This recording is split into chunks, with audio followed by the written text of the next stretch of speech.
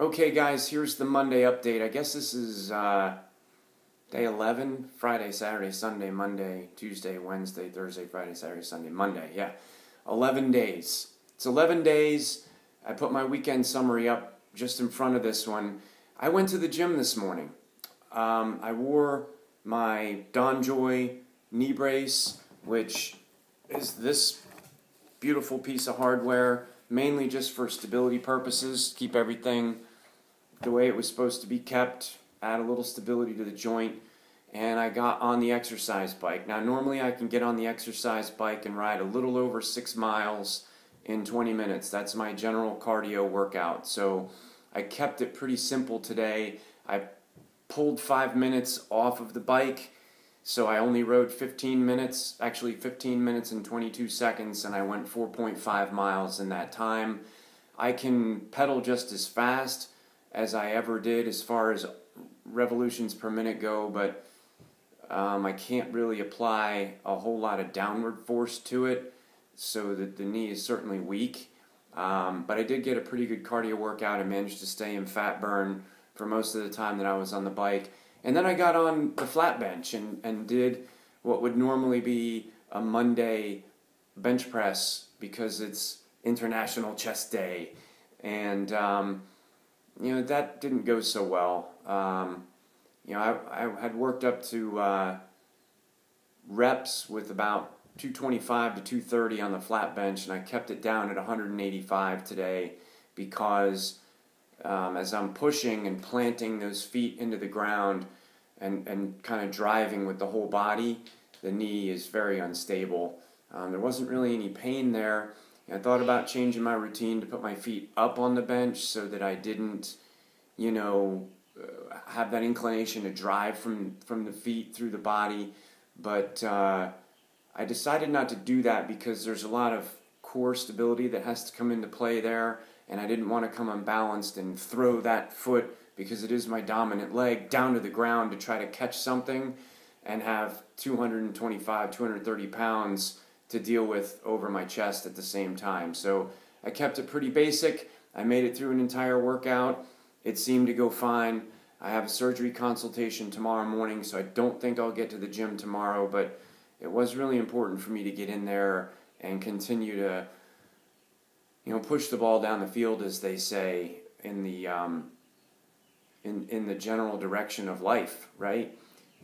Maintaining at least the muscle tone that I can maintain, which was another motivator for getting into the gym today, is that I really wanted to work that leg.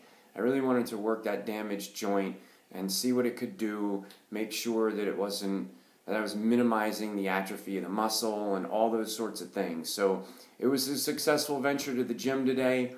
I'm not going to do much more today. I do have my class to teach tonight, and I feel like I'll be able to walk through the entire class without really any issue. Of course, I'll wear the knee brace for that. And then at 9 a.m. tomorrow morning, I'll see the surgeon for the first time and kind of cover the results of the MRI that came in late last week and find out what his strategy is for repair. There's a lot of different ways you can do this. They can harvest a piece of your hamstring or your patella tendon.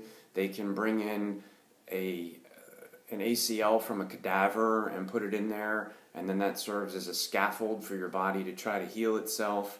I've read some things that said that the nerve endings in the ACL will never regenerate, and while there are no pain nerve endings, there's like proprioceptors in there or something that help the body gauge the position of the knee in space relative to what the body is doing. So I have a lot of questions for them about strategy, recovery, and all that. So we'll maybe talk about that later tomorrow. But that's where we're at on day 11. If you have, torn your ACL and you have similar damage to me, which was a low-grade sprain to some of the surrounding ligaments and some soft tissue damage, that feels like it is 80% back now. That damage healed up pretty quickly. So, in less than 2 weeks, you're basically completely back on your feet and able to do the things that I think, most grown adults would need to do if they're not extremely athletic. Walking is fine, picking my kids up is fine, doing light yard work is fine. You know, all of these things are just fine. And it starts to kind of get in your head because you're like, why am I going to go endure the agony and the misery and the expense of having this reconstruction done when, you know, I'm getting back on my feet and I know that's going to just punch me in the gut and knock me back, and there's going to be a long rehab recovery time. So I'm kind of grappling with that right now.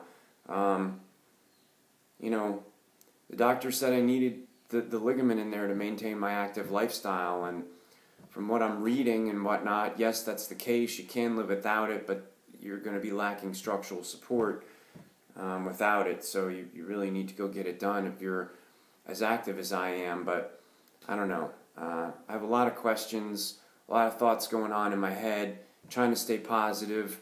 There's certainly apprehension about the surgery, you know, what's going to come from that. But that's where we're at today. So again, thanks for watching the videos. I do see we're getting some views, but no questions or anything. Sorry if I'm just kind of rambling on, but that's what this is all about. It's just for me to kind of share what my journey is and hopefully give someone else in a similar circumstance something to relate to, and maybe give some doctors some insight into what goes on in the head of a patient as they're not in front of the doctor and the day-to-day ups and downs of dealing with this whole situation. So again, thank you for watching, and we'll see you on the next one.